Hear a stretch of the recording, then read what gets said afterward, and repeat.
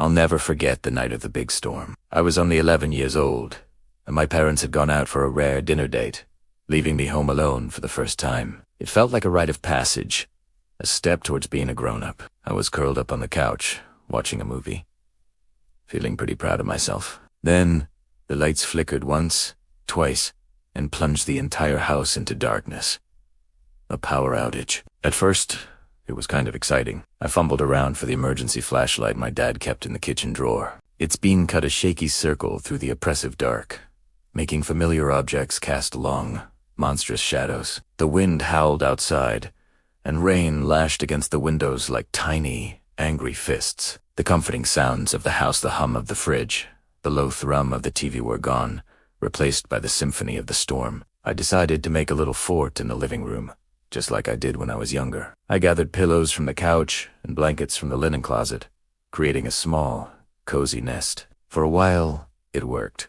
Tucked inside my makeshift fortress, with a flashlight propped up to read a comic book, I felt safe. But the storm was relentless. Every clap of thunder seemed to shake the very foundations of the house, and the wind moaned like something in pain. An unsettling feeling started to creep in, a prickle of unease at the back of my neck. It was the kind of quiet that feels loud, where you start hearing things that aren't there. A creak upstairs, a tap against the glass. I told myself it was just the house settling, just the storm. But the feeling wouldn't go away. Curiosity, or maybe just a need to see something other than the four walls of my pillow fort, got the better of me. I crept over to the large picture window in the living room that looked out onto our backyard. The rain was coming down in sheets, blurring everything into a watery mess. I pressed my face close to the cool glass, trying to make out familiar shapes the swing set. My mom's rose bushes, the tall wooden fence that separated our yard from the woods behind it.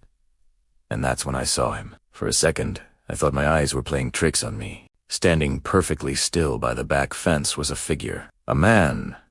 He was tall, unnaturally so, and just standing there. He was a dark silhouette against the turbulent gray sky, motionless despite the wind and rain that should have been whipping at his clothes.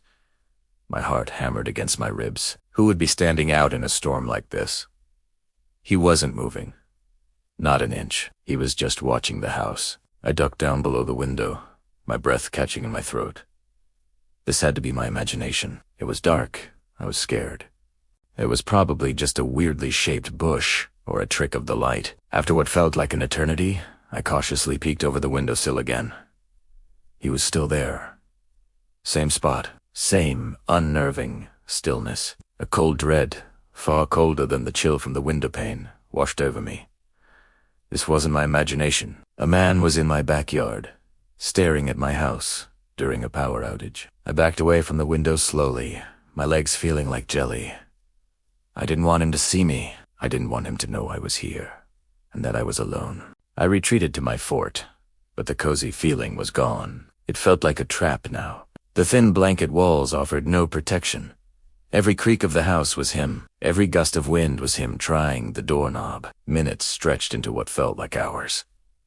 I was too scared to look again, but too scared not to. I had to know if he was still there. Maybe he'd moved on. Maybe he was just some strange person caught in the storm who had stopped for a moment. Taking a deep breath, I crawled back to the window. My heart was a frantic drum solo in my ears. I slowly raised my head and peered out into the rain-swept darkness. The spot by the fence was empty. A wave of relief, so powerful it almost made me dizzy, washed over me. He was gone. I had imagined it, or he had just been passing through. I let out a shaky breath I didn't realize I'd been holding. The storm still raged, but the immediate, sharp-edged terror began to dull. Just as I was about to turn away from the window, a brilliant fork of lightning split the sky, illuminating the entire backyard for a split second, brighter than daylight. And in that blinding flash, my relief curdled back into pure, icy horror. He wasn't gone. It was closer, and so much closer. He was no longer by the fence at the edge of the yard. He was now standing in the middle of the lawn, halfway to the house. The image was burned into my mind. The same tall, dark figure, head tilted slightly as if listening. The lightning vanished, plunging the yard back into darkness, but I knew he was out there, closing the distance. I scrambled backward, a silent scream trapped in my throat. I couldn't breathe. My mind was racing. The phone line was dead. The power was out. I was alone. He knew I was alone. How did he move so fast and so silently? I didn't hear a single footstep, not a single splash in the soggy grass. It was like he just appeared there. I was no longer in a house. I was in a box, and something was trying to get in. I didn't know where to go. Every window felt like an eye watching me. Every door felt fragile. Then I remembered the small closet under the stairs. It was dark, cramped, and windowless. It was perfect. I wrenched the door open, slipped inside, and pulled it shut behind me, plunging myself into absolute blackness. It smelled of dust and old coats. I huddled down on the floor, pulling my knees to my chest, trying to make myself as small as possible. I clamped my hands over my mouth to stifle my ragged breaths. All I could do was listen. The storm was my only companion, its furious, strange sort of comfort against the silent terror I knew was just outside. I listened for a footstep on the porch, a hand on the doorknob. The sound of breaking glass. My ears strained, picking apart every noise. The groan of the pipes, the rattle of the window frames, the constant drumming of the rain. Was that a footstep on the deck? My blood ran cold. I held my breath, listening, but there was only the storm. I don't know how long I stayed in that closet. Time ceased to have meaning. It was just an endless stretch of darkness and fear. My muscles ached from being tensed for so long. Every so often, another flash of lightning would illuminate the crack under the door. A brief, terrifying reminder of the world outside my cramped sanctuary. Finally, I heard a sound that wasn't the storm. It was the crunch of tires on the wet gravel of our driveway. Headlights swept across the living room, their light slicing under the closet door. My parents. They were home. Sobbing with relief, I burst out of the closet just as they were fumbling with the keys at the front door. I threw myself into my mom's arms, babbling incoherently about the man in the yard. At first, they tried to soothe me, telling me it was just the storm and the dark playing tricks on my mind. But when they saw the sheer terror in my eyes, they started to take me seriously. My dad, a practical man, grabbed the biggest flashlight we owned and went to call the police. But the line was still dead. He decided to check the yard himself. I stayed inside with my mom, refusing to go near any windows. A few minutes later, my dad came back inside, his face pale. He locked the door behind him and told my mom to get me into their car. He'd called the police from his cell phone. They were on their way. When the police arrived, the power miraculously flickered back on, flooding the house with a warm, reassuring light. The officers listened patiently as I recounted my story. Then they went outside to investigate. I watched from the doorway as their flashlights bobbed and weaved through the backyard. They spent a long time out there. When one of the officers came back to talk to us, his expression was grim. He told us they hadn't found anyone, but they had found something else. Footprints. A single set of large, deep footprints in the mud. They started at the back fence, went to the middle of the lawn, and then they led directly to the house. They ended right beneath the living room window, the one I had been looking out of. There were no tracks leading away. It was as if whoever was there had simply vanished into thin air. I never felt safe in that house again. To this day, whenever the power goes out, I find the darkest, most windowless room I can, and I wait for the lights to come back on. Thanks for listening. If you enjoyed this story, be sure to like and subscribe for more. Stay safe out there. This happened a few years ago, back when I was still in high school. It was a Tuesday afternoon, one of those gray, dreary days where the sky just looks heavy. I remember getting home from school, tossing my backpack on the floor, and heading straight for the living room to fire up my game console. My parents were both still at work, and the house was completely empty, which was my favorite way to unwind. Just me, the glow of the screen, and the virtual world I was about to dive into. I was probably an hour into a pretty intense session. Headphones on, completely absorbed. When I first heard it, it was faint at first, barely cutting through the sounds of the game. I pulled one side of my headphones off my ear, listening. "Honey, can you come here for a second?" It was my mom's voice, clear as day, coming from the direction of the kitchen. That was a little weird. I hadn't even heard her car pull into the driveway, and she usually sends a text when she's on her way home. But it was definitely her voice. I paused my game and called back. "Yeah, Mom." "What's up?" Silence. There was no reply. I waited a few seconds, figuring maybe she didn't hear me over the running water or something. I shouted a little louder. "Mom, did you need something?" Again, nothing. Just the low hum of the refrigerator from the other room. I shrugged it off. Maybe I'd imagined it. It happens, right? Especially when you're zoned in on a game. I put my headphones back on and was just about to unpause when I heard it again. "Honey, I need your help in here." This time, the voice was different.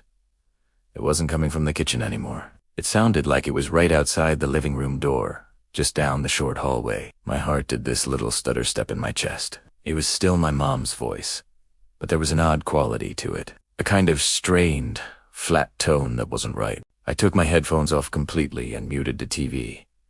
The house was dead silent now. I stood up, my palms starting to feel a little sweaty. "Mom, are you okay?" I called out, my own voice sounding shaky. The silence that answered was heavy, almost suffocating. Something felt seriously wrong. My mom would never just stand in the hallway and not answer me. A wave of pure dread washed over me. I slowly started walking towards the living room doorway, my eyes fixed on the empty hall. Every floorboard creaked under my feet, amplifying the silence. As I reached the edge of the hallway, peering into the dim light, my phone buzzed in my pocket. The sudden vibration made me jump so hard I nearly yelped. I fumbled to get it out, my hands trembling. The screen lit up with a picture of my mom. She was calling me. I felt a confusing mix of relief and sheer terror. My thumb hovered over the green answer button for a second before I finally swiped. I put the phone to my ear, my throat so tight I could barely speak. "Mom," I whispered. Her real voice, her actual, warm, familiar voice, came through the speaker. "Hey, sweetie, I'm just leaving the office now. Traffic is a nightmare. I wanted to see if you wanted me to pick up some pizza for dinner." The blood drained from my face. I couldn't breathe. I was still staring down the empty, darkening hallway, where just moments before, a voice that sounded exactly like hers had been calling my name. "Honey, are you there? You sound quiet." I tried to form words, but my mouth was dry. "Yeah," I finally managed to choke out. "Yeah, pizza sounds." "Pizza sounds good," I asked her when she'd be home, and she said probably another 40 minutes, depending on the traffic. 40 minutes. That meant I was still completely alone in the house. I didn't tell her what happened.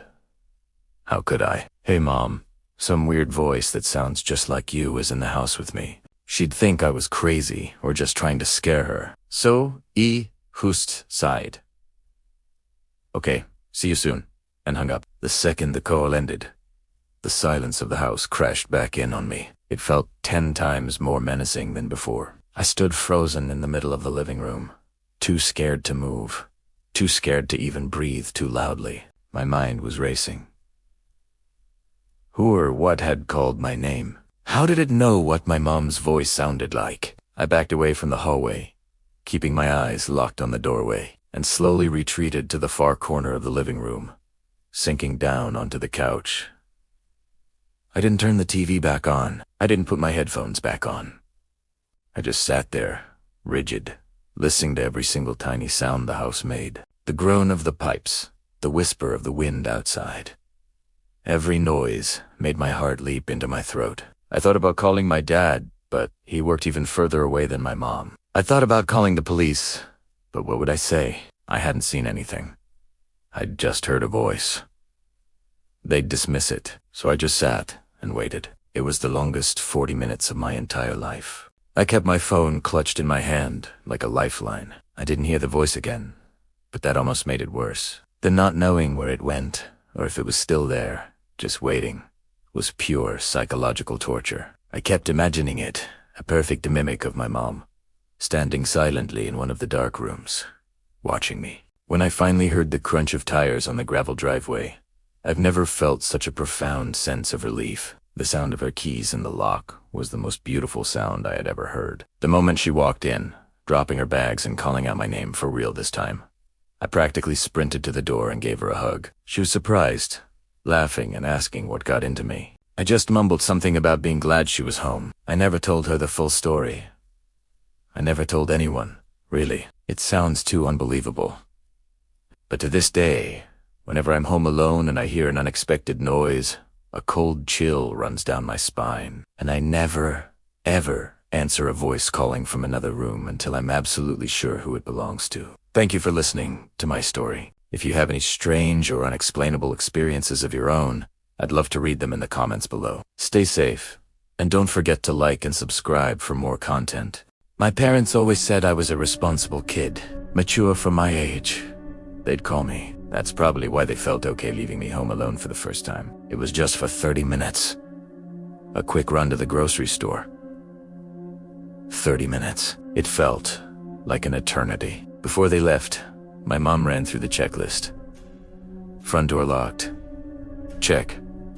Back door locked. Checked. All windows latched. Check. Check. And check.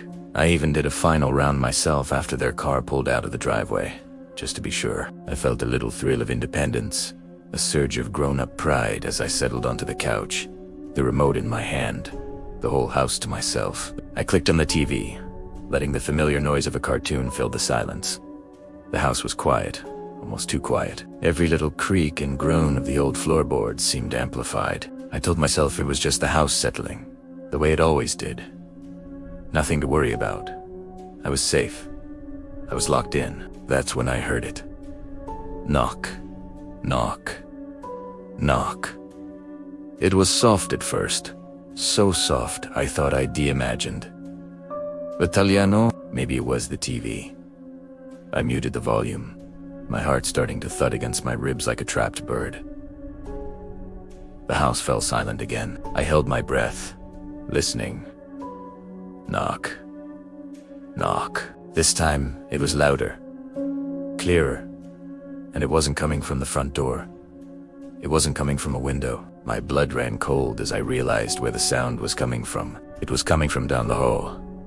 From my bedroom, I slowly got off the couch, my legs feeling like jelly. The cartoon on the muted TV screen seemed to mock me with its bright, cheerful colors. I tiptoed down the hallway, each step a monumental effort. The polished wood floor was cold against my bare feet. As I got closer to my room, the sound became more distinct. Knock. Knock. Knock. It was definitely coming from inside my room. I peeked around the door frame. Everything looked normal. My bed was messy. My toys were scattered on the floor. Nothing seemed out of place. I took a hesitant step inside, my eyes darting around, searching for the source of the noise. And then I heard it again, and this time, there was no mistaking it. Knock. Knock. Knock. Knock. It was coming from my closet. I froze, my whole body paralyzed with a fear so intense it felt like a physical weight. My closet. The one I'd shoved all my junk into just that morning. The door was closed, just as I'd left it. But the sound was coming from inside. Someone or something was knocking on the door from the inside. My man Rashid, how could anyone be in there? I'd locked every single door and window. I was the only one in the house. It wasn't possible. It just wasn't possible. My breath came in ragged, shallow gasps. My hand fumbled for the phone in my pocket. Primera clutched at my thumb, hovering over the call button, but my mind was blank. Who would I even call? What would I say? There's someone knocking from inside my closet. They'd think I was crazy. Knock. Knock. Ken knocking grew more insistent, more forceful. It was no longer a soft tapping. It was a frantic, desperate pounding. The wooden closet door rattled in its frame with each impact. It sounded like whatever was in there was trying to break out. A sob escaped my lips. A tiny, pathetic sound in the face of such terrifying noise. I stumbled backward, out of my room, never taking my eyes off the shaking closet door. I scrambled back to the living room, pressing myself into the farthest corner of the couch. pulling a blanket up to my chin as if it were a shield. My phone was still clutched in my sweaty palm, a useless lifeline. I couldn't move. I couldn't scream. I could only sit there, listening to the relentless pounding from my bedroom, praying for it to stop. The knocking continued, a steady, rhythmic assault on my sanity. Every thud vibrated through the floorboards, through the very air I was breathing. I squeezed my eyes shut, trying to block it out, but the sound was inside my head now. It was everywhere.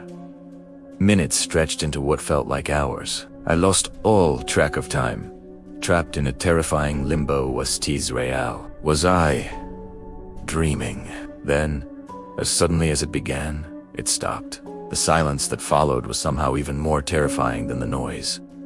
It was heavy, expectant. I strained my ears, waiting for the knocking to start again, waiting for the sound of splintering wood, waiting for the closet door to burst open. But there was nothing, just the deafening silence of the house.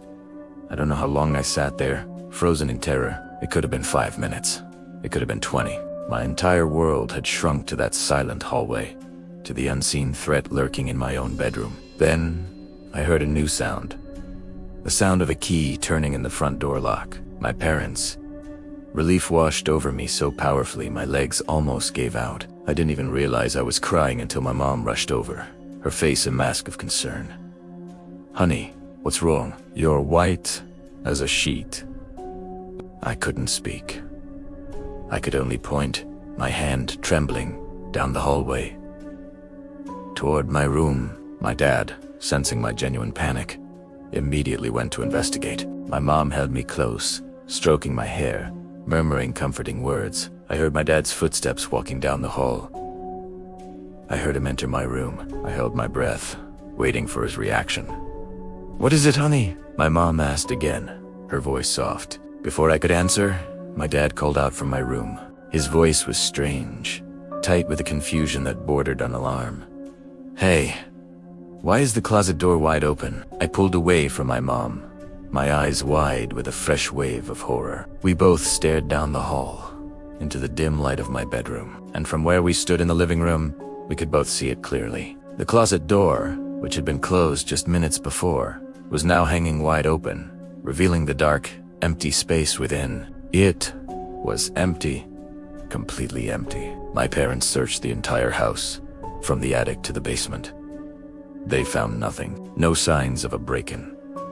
No one hiding in the shadows. All the doors and windows were still securely locked, just as I'd left them. They tried to rationalize it. The wind, the house settling, an overactive imagination fueled by being alone for the first time. But I knew what I heard, and I knew what I saw. I never told them the full story about the knocking. How could I? They wouldn't have believed me. But every night since then, I sleep with my back to the closet, and sometimes, when the house is quiet and I'm drifting off to sleep, I think I can still hear it. A faint, distant sound. Knock, knock, knock. Thank you so much for listening to my story. If you've ever had a creepy experience being home alone, I'd love to hear about it in the comments. Don't forget to like this video and subscribe for more spooky stories. Stay safe out there. I've told this story 100 times, and it still gives me goosebumps. It happened when I was 10 years old. Back then, my parents both worked, so I'd get home from school a few hours before them. I was a latchkey kid, you know, totally used to being home alone. I'd grab a snack, turn on Teletubbies, and just chill until I heard their car pull into the driveway. Our house was a 2-story colonial, pretty standard for the suburbs. My room was downstairs, and the upstairs was mostly my parents' bedroom, a guest room, and an office. I rarely went up there unless I was sent to get something. This one particular Tuesday started off like any other. I got home, dropped my backpack by the door, and went straight to the kitchen. I remember grabbing a box of cookies and a glass of milk, then planting myself on the living room couch. Cartoons were on, and I was completely lost in that world. The house was quiet, except for the TV. That's how it always was. The normal creaks and groans of the house were just background noise to me. But then, I heard something different. It was a sound from upstairs. Footsteps. Slow, deliberate footsteps. Thump, thump, thump. They sounded heavy, like someone was walking slowly across the hardwood floor of the upstairs hallway. My first thought was simple. Dad's home early. Sometimes he'd get off work for an appointment and come back unexpectedly. So I called out, "Dad, is that you?" The footsteps stopped, but there was no answer. Just silence. The kind of silence that feels heavy, you know. I waited a second, then called out again, a little louder this time. "Hello?" Nothing. Okay, this was weird. I muted the TV. Now the house was completely silent. I strained my ears, listening for any other sound. The heating system, the pipes, anything. I was trying to rationalize it, to make it make sense. I unmuted the TV, trying to ignore it and go back to my show. But I couldn't. My focus was now entirely on the ceiling above me. And then the footsteps started again. Thump, thump, thump, thump, thump. They were moving from the top of the stairs, down the hallway. It sounded like they were heading towards my parents' bedroom. Each step was measured, paced. It didn't sound like a family member walking around. It was too slow, too methodical. A cold feeling started to creep up my spine. I knew, with absolute certainty, that I was the only one who was supposed to be in the house. I had locked the door behind me. I always did. My heart started to pound in my chest. Who was upstairs? I slowly got off the couch, my eyes glued to the ceiling as if I could see through it. The footsteps continued, crossing the length of the upstairs hall. And then they stopped directly above my room. I froze. My room was just off the living room, and the ceiling above it was the floor of the upstairs guest room. The silence that followed was somehow worse than the sound of the footsteps. I was just standing there, in the middle of the living room, barely breathing. What was happening was someone standing right above me, in that empty room. Just as I was about to convince myself it was all in my head, I heard another sound. A long, low creak. The sound of a door being opened. An old door that hadn't been oiled in years. It was coming from upstairs. It sounded like the door to the guest room, the very room right above mine. My blood ran cold. This wasn't the house settling. Houses don't open doors. My 10-year-old brain went into full-on panic mode. Someone was in the house. An intruder. And they were upstairs. I didn't scream. I didn't even make a sound. My survival instinct just kicked in. Primita adito hide. The closest place was the small half-bathroom off the kitchen. I backed away from the living room, never taking my eyes off the staircase, and slipped into the bathroom. I shut the door as quietly as I could, my hand trembling as I turned the little lock on the knob. It felt so flimsy, so useless. I huddled down on the floor, behind the door, making myself as small as possible. I pulled my knees to my chest and tried to control my breathing, terrified that they would hear me. I sat there in the dark, my heart hammering against my ribs. Every tiny sound in the house was magnified. A pipe gurgling, the hum of the refrigerator, the wind outside. I was listening, waiting for the footsteps to come down the stairs, waiting for the doorknob on the bathroom door to turn. Minutes felt like hours. I don't know how long I was in there. It felt like an eternity. I just sat there, in the dark, imagining who or what was walking around in my house. The sound of the garage door opening was the most beautiful sound I had ever heard. It meant my mom was home. The terror didn't vanish instantly, but a wave of relief washed over me. I heard her car pull in, the engine cut off, and the familiar sound of her keys jangling as she came in through the kitchen. I waited until I heard her call my name before I finally unlocked the bathroom door and stumbled out. She looked at me, surprised. "What were you doing in there? You look like you've seen a ghost." I was pale, probably shaking. I couldn't get the words out at first.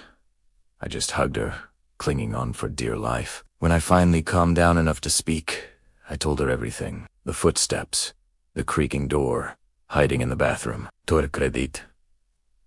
She took me seriously. My dad got home a few minutes later, and they both went upstairs to check. I refused to go with them. I stayed glued to the kitchen floor, listening. I heard them walking around, opening and closing doors. After a few minutes, they came back down. My dad had this strange look on his face. He said, "There's no one up there." All the windows are locked from the inside. They had checked every room, every closet, even the attic crawl space. Nothing. No sign of anyone. I felt a little foolish, but the fear was still very real. I knew what I had heard. My parents tried to reassure me, saying it was probably just the wind or the house making noises I wasn't used to. I wanted to believe them. I really did. But I couldn't shake the feeling. We ate dinner and things started to feel a little more normal. The televisión was on, my parents were talking, and the house was filled with the usual evening sounds. But then, something happened that validated everything. My mom was going upstairs to get changed, and she suddenly called down for my dad. Her voice had a weird tone. He went up, and I crept to the bottom of the stairs to listen. I heard them whispering. A minute later, my dad came down and told me to stay put. He went out to the garage and came back with a flashlight. They both went back upstairs. When they finally came down again, they sat me down at the kitchen table. My dad looked serious. He said, "You were right. Someone was up there." My mom showed me a picture she'd taken on her phone. On the light beige carpet of the upstairs hallway, leading from the top of the stairs to the guest room, were a series of muddy shoe prints. They weren't from any of our shoes. They were large, like a man's work boot, caked in dark, wet mud. The weirdest part, there was no mud anywhere else. Not on the stairs, not by the front or back door. It was as if someone had just appeared at the top of the stairs, walked to the guest room, and then vanished. The police came. They searched the house again, and the yard. They found nothing. No signs of forced entry. Nothing was stolen. The muddy prints were the only evidence that someone, or something, had been there. They couldn't explain how anyone got in and out without leaving a trace. After that day, I was never comfortable being home alone again. My parents even arranged for me to go to a neighbor's house after school. The house never felt the same. Sometimes, late at night, I'd lie in bed and think I could hear those slow, heavy footsteps on the floor above me. To this day, we have no idea who was in our house or how they got there, and I still get a chill every time I think about the man with the muddy shoes who walked through my home and disappeared. What do you guys think? Have you ever experienced anything like this? Let me know in the comments below. Thanks for listening, and don't forget to like and subscribe for more stories. Stay safe out there.